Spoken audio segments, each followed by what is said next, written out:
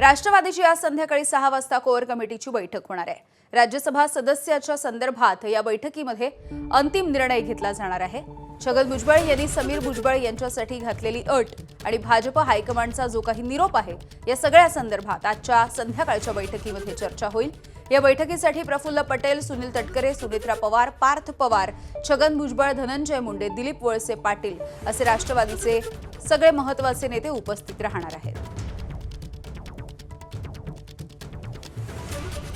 निलेश बुधावले आमचे प्रतिनिधी आपल्याला या बैठकीविषयीचे अधिकचे अपडेट्स देत आहेत। निलेश, कालपासून खरं तर मुख्यमंत्र्यांसोबतची बैठक असेल, राष्ट्रवादीची वेगळी महत्त्वाची बैठक असेल, अशा बैठकांचे सत्र झालेले आहे आणि आज संध्याकाळी अंतिम शिक्कामोर्तब होण्याची शक्यता आहे।